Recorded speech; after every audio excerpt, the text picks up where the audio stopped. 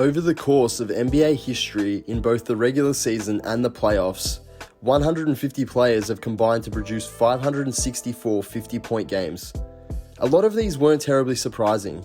Wilt Chamberlain almost made them routine, even averaging 50 points a game in the 1962 season. However, there were a handful of 50-point performances that came seemingly out of nowhere. What's going on, guys? It's your boy Danko from Hoops Insight, and in today's video we'll be covering the 10 most unlikely 50-point games in NBA history. We're on the grind at the moment, and we'll be posting new content weekly. Make sure to follow the Hoops Insight Instagram page for daily posts, and if you like today's video, give it a thumbs up, leave your thoughts in the comments section, and make sure to subscribe to put yourself in the running for the 100 subscriber giveaway. Without further ado, let's get into it. To determine which were the most unlikely 50-point games, each of those 150 players were ranked in the following categories: total number of 50-point games, career scoring average, and single season peak scoring average. I've then sorted those 150 players by the average of their ranks. The players who come out with the worst average in this exercise gave us our most surprising 50-point games. And yes, I made sure that each player in this list only had one 50-point game in their career. But before we dive into those, let's take a peek at the top 10, or what we might call the least surprising players to produce 50-point games in NBA history. The list is as follows. These players were synonymous for being able to fill it up on any given night, and seemingly we expected them to erupt at any point.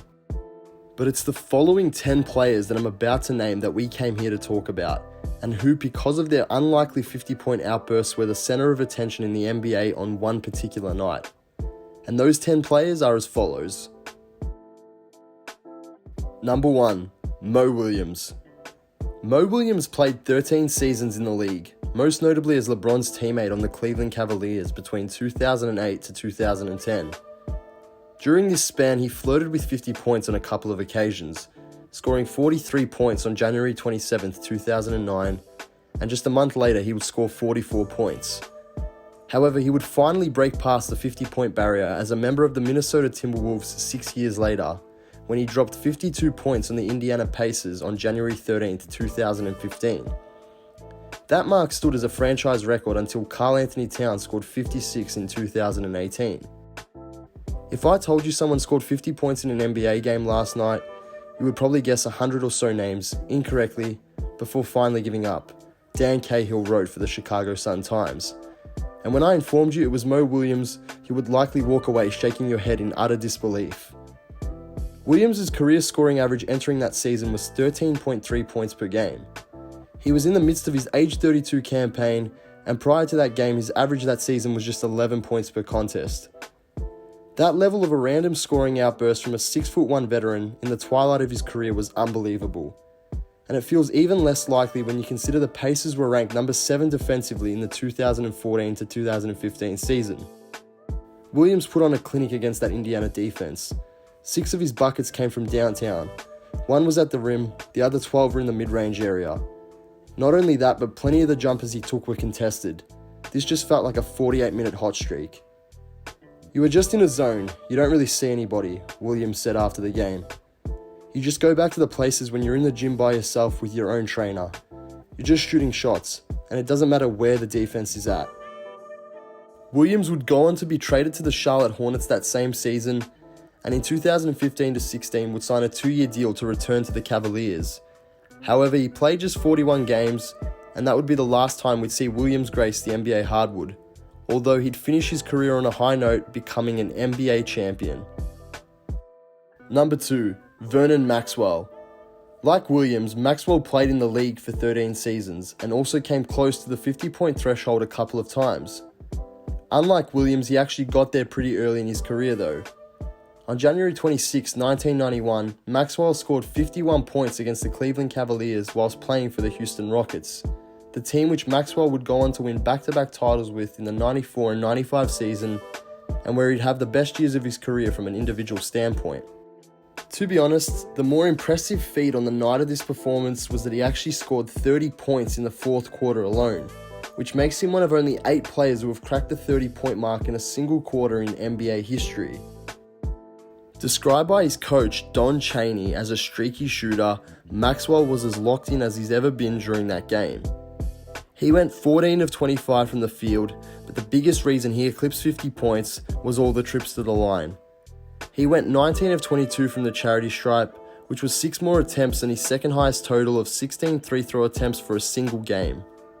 The incessant desire he showed in getting to the line was symbolic of the competitiveness he brought throughout his whole career. "He's the most competitive player I've ever coached," Chaney said. "If I was in a foxhole, I'd rather have him at my back than anybody." Sometimes, that competitiveness got Maxwell in trouble. He had almost as many games in which he took 10 shots and shot worse than 30% as he had games with at least 10 shots and a 50-plus field goal percentage. But on this night, the competitiveness and streakiness combined for a perfect storm of 51 points. Behavioural incidents would mar his career, which included a moment in a game at Portland on February 6, 1995, where he ran into the stands, punching a fan due to the fan heckling him. The NBA suspended him for 10 games and fined him $20,000. After his 5 seasons in Houston, he would become somewhat of a journeyman. He bounced around on 8 different teams over the next 6 seasons, and his career would come to an end in 2001. Number 3. CARIS LEVERT. You guys might find this to be an interesting choice, as CARIS LEVERT was enjoying a breakout season last year prior to the leg injury he suffered. He was showing signs of being a 20 points per game scorer in this league. However, my justification for including LEVERT is that he has appeared in 212 regular season and playoff games collectively, and out of those games he has scored 20 or fewer points in 184 of those, which is a whopping 86.8% of them. Before March 3rd, 2020, his career high was 37 points. On this particular night, he surpassed his career high of 37 in the fourth quarter and overtime alone. "That 50 was beautiful, Vert," teammate Kevin Durant tweeted after the game. "Thank you for that masterpiece." Earlier in the season, point guard Kyrie Irving alluded to the team's need for new talent to take them to the level of legitimate contenders. LeVert's performance suggested the help may come from within the organization. LEVERT is showing that he has upside. Star potential in a vacuum, Dan Favale wrote for Bleacher Report. His range of outcomes changes everything for a Nets organization that finds itself brushing up against an uncertain future despite signing 2 superstars over the summer. Performances like this won't become the norm, but LEVERT is 25 and still has another year or 2 of development. A 50-point game could become, at the very least, a little less surprising as the years go on. And if he does keep trending in that direction, the Brooklyn Nets' barely open title window may let just a little more air in. Number 4. Andre Miller. Ask most NBA fans what they remember about Andre Miller's game, and you're likely to get answers about the pace at which he played, his passing ability, and the generally old-school feel of everything he did on a basketball court. The chances of anyone responding, "Oh, he was a great scorer," are slim to none. But for one night on January 30th, 2010, he was just that. Miller went an unfathomable 22 of 31 from the field against the Dallas Mavericks on this particular night. His previous career high for shots made in a game was 15, and the 22 he dropped against Dallas was the season high for the entire NBA, as well as a franchise record for the Portland Trail Blazers. "I just wanted to stay aggressive," Miller said post-game. "I didn't look at it as scoring the ball, but just going out and making plays and being the point guard. The shots came, and since they were going in, I kept shooting." He peppered in a few makes from the short mid-range, but the bulk of Miller's damage that night was done inside. He went a ridiculous 11 of 15 at the rim. It was much like the older guy at your pickup game, slowly but surely making his way to the bucket and hitting a variety of finishes over, under, and around bigger defenders. In his 17-year career, Miller played for 10 different franchises. Currently, he ranks 11th all-time in NBA career assists and only missed 3 games to injury in that 17-year span. He is the only player in NBA history to have at least 16,000 career points, 8,000 assists, and 1,500 steals without making an All-Star game. Although his peak scoring average was only 17 points per game while playing for the 76ers, he showed that even for one night, he could well and truly hang with the best of the best in the scoring department. Number 5. Wilt Wesley. Wilt Wesley played nearly 10 seasons in the NBA and never made an All-Star team. Of his 9+ seasons, only 2 featured a double-digit scoring average. Those seasons were 1971 and 1972, where he averaged 17.7 and 12.4 points respectively. His 47.1% career true shooting percentage was 3 points below the league average of the time. However, on February 19, 1971, Wesley would buck the trend and come out of nowhere to score 50 points on 20 of 34 shooting against the Cincinnati Royals whilst playing for the Cleveland Cavaliers. He would gain confidence from this huge performance, and from this point on until the end of the season, the Cavs big man averaged 24.1 points, but that stretch wound up proving an anomaly. From the next season through to the end of his career, which was a 4-year span, Wesley averaged just 6.6 points per game, which just goes to show you how unlikely this 50-point performance truly was. Number 6. Terrence Ross.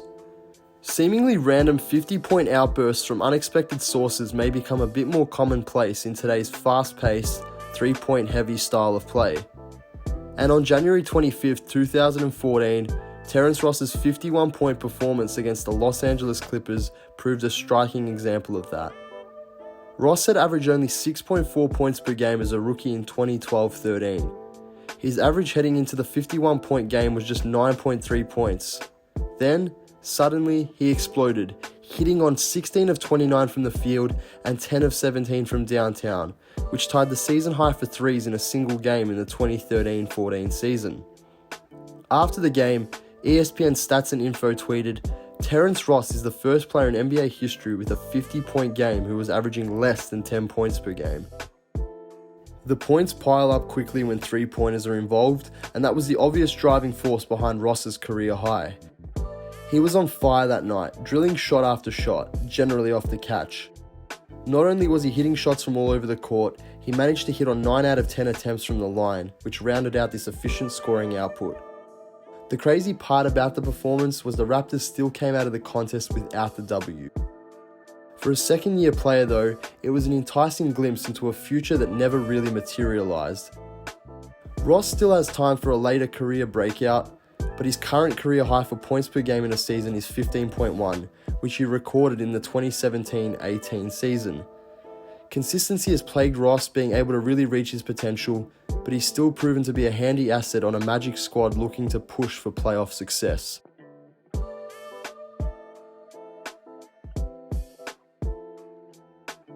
Number 7. Willie Burton. Not only was his 53-point game from Willie Burton a massive surprise, but in 315 games in a career which spanned from 1990 to 1999, he only has one other game over 30 points. Burton finished the game with 12 of 19 from the field, 5 of 8 from deep, and a mind-blowing 24 of 28 from the line to go along with 8 rebounds. This 50-point game from Burton trails only Wilt Chamberlain's 100-point game as arguably the most efficient single-season scoring performance of all time. The following methodology was concocted by NBA Math's Adam Fromel. Divide the player's points by his shot attempts for that game, divide the number of points scored in the NBA that season by the number of shots attempted to get the league average, then subtract the league average points per shot from the player's points per shot. Multiply that answer by the number of attempts the player took in that game, and after applying that formula, you see that Wilt contributed 30.55 points over average on that historic 100-point night. Burton's 29.36 on December 13th, 1994 is next on the list. Among the 1,050 three-point era players with at least as many career minutes, Burton ranks 976th in box plus minus. But on that night, his game was prodigious. Basketball Reference defines game score as a rough measure of a player's productivity for a single game. Burton's December 13th, 1994 box score gives him the 29th best game score on record. It was surreal, Burton told Vice's Andrew Heisel. It was almost like, wow, I can't believe I just did that. Sometimes I sit back and think to this day, wow, that's pretty big. And that may be underselling it. The performance was a remarkable and borderline shocking achievement for a player who finished his career with a scoring average of just 10.3 points. But Burton himself may not have been quite as surprised. People can give their opinion about what's likely and unlikely, Burton said. but you make it to the NBA because you're a heck of a player first and foremost. Anyone in the NBA is capable of an incredible night. Number 8. Tracy Murray. Prior to the 1997-98 season, Tracy Murray had averaged 9.4 points per game. The most shots he'd hit in a game in his career in the 5 preceding seasons was 15. The most free throws he'd hit was 8. But on February 10th, 1998, both those marks would be passed, as in a game against the Golden State Warriors, he would pour in 50 points. His previous career high was 40, and his season high of 26 was broken in the first half of the game. In the end, Murray connected on 18 of 29 shots and 5 of 10 from 3, and with the help of his very underrated teammate, the great Rod Strickland, who finished with an impressive 21 points, 20 assists and 12 rebounds, the Washington Wizards took the W that night. Only 7 other Washington players have scored 50 or more points in a game, including Michael Jordan, Bradley Beal and Gilbert Arenas, who are the only players to have since accomplished the feat. And by doing so, he may have exercised the demon along the way. 9 years earlier, Murray, a McDonald's All-American, had a high school performance for the ages, but it came in a loss. "Scored 64 points and lost the game," Murray said. "I ask myself all the time, how do you score 64 and lose? Haunts me to this day. That's what makes this so sweet. We won." Murray would play another 5 seasons in the NBA after this 50-point performance, and would only average double figures in one of those 5 seasons, which was in 1999 to 2000, where he averaged 10.2 points. Number 9. Tony DELK. Tony DELK suited up in 545 games over a 10-season span in the NBA. But it was the 2000 to 2001 season which would provide an unexpected highlight. On December 23, 2000, Tony DELK scored 26 points against the Denver Nuggets, which tied a then-career high he set just 2 years prior. Just over a week later, on January 2, 2001, he went 20 of 27 from the field, on the way to going off for an unlikely 53 points. He never topped 30 points again, and the 20 shots he made almost doubled any performance from his career. DELK, who scored 31 points after halftime and spent almost the entire game in sort of a shooter's groove, reached his previous career high early in the third quarter and never cooled down. His shooting accuracy was all the more unbelievable because nearly all of his shots were jumpers, and he also made 13 of 15 free throws. DELK didn't hit a single 3 in that game, making him one of 34 players in the 3-point era to score 50 points without connecting from deep. As you might suspect, most of the players that made that list are big men. DELK, however, stands just 6'1", which makes his addition to that list all the more surprising. DELK would go on to finish his career averaging 9.1 points per game, and this stat here shows just how unlikely this 50-point performance was from Tony DELK. And number 10, Corey Brewer. Corey Brewer had played 6 seasons in the NBA before he returned to the Minnesota Timberwolves for the 2013-14 season. His career average at the time of his return was 9.5 points on 41.6% shooting. His career 3-point percentage was a measly 29.8%. However, on April 11, 2014, he had an out-of-body experience on the way to 51 points on 19 of 30 shooting from the field and 11 of 15 from the line. Brewer would also record 6 steals, and in the process joined Michael Jordan, Allen Iverson and Rick Barry as the only players to register at least 50 points and 6 steals in the same game. He also became just the 6th player in NBA history to score 50 or more points without previously scoring at least 30 points first. Prior to that game, Brewer's career high for points, field goals and 3 throws made were 29, 12 and 10 respectively. After the game, LeBron James was asked about the performance. "LeBron, hear about Corey Brewer?" "Nah," LeBron responded. "He scored 51 tonight." "Wait, who?"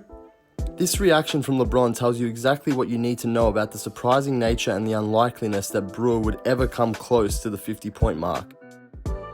Brewer had been a serviceable role player to that point in his career, but the bulk of his minutes were earned on defense. His length, athleticism and switchability made him a versatile weapon on that end of the floor.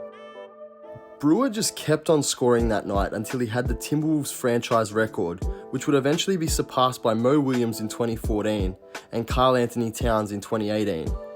His performance left everyone so shocked that even now people are double checking the box score to make sure they read it correctly.